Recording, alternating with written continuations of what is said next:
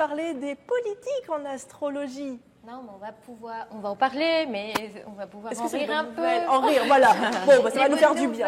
Non, ça dépend toujours, gauche, droite, centre, mais bon.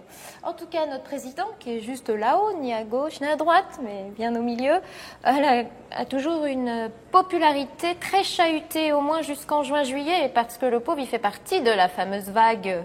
Il y a la lune en Capricorne, et donc bien chahuté par tout ce qui va se passer au premier semestre. Et je dirais même que avril est un mois chaud pour lui. C'est pas que lui d'ailleurs, hein, c'est en général, mais on pourra sûrement parler d'un printemps 2014. Moi, je dirais comme ça. Bon, il y a aussi un couac politique en août qui le concerne de près. Je ne sais pas, ça il faudra demander aux voyants s'ils voient la même chose. Pour notre ancien président, Monsieur Sarkozy, je le dis rapidement parce que on sent qu'il va nous sortir quelque chose de très surprenant, un gros projet de l'ombre en juin-juillet 2014. On sent que c'est son heure de gloire. Il va même y aller un peu fort à mon avis parce qu'en juillet, ça provoquera peut-être des réactions un peu boomerang comme ça. Sinon, François Fillon.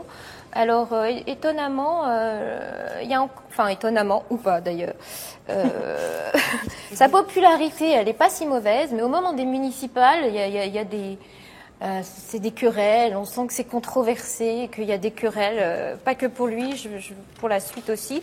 Jean-François Copé, alors ça c'est plutôt drôle, enfin je sais pas, je trouve que ça rame complètement du côté de Jean-François Copé parce que sa lune, donc, qui est un baromètre de sa cote de popularité, est complètement éteinte par Saturne toute l'année, quoi. Il a une lune en Verseau et c'est pas très bon pour ce qui est de la cote politique.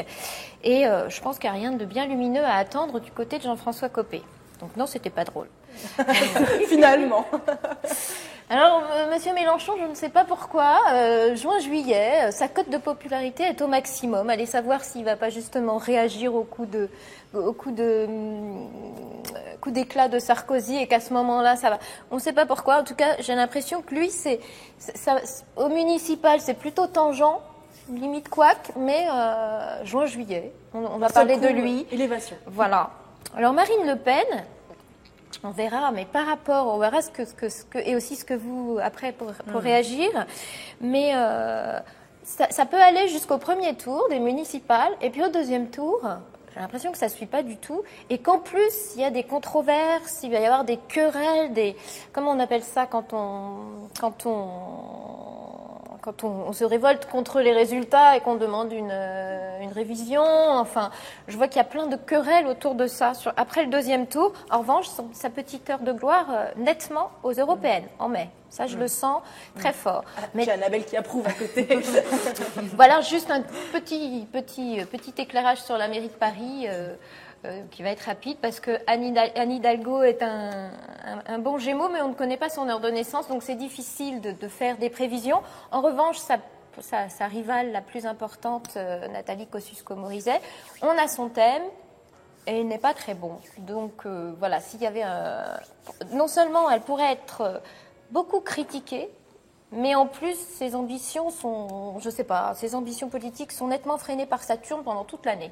Et surtout au moment des municipales. Donc moi, s'il y avait un pronostic à faire, Hidalgo, bien sûr.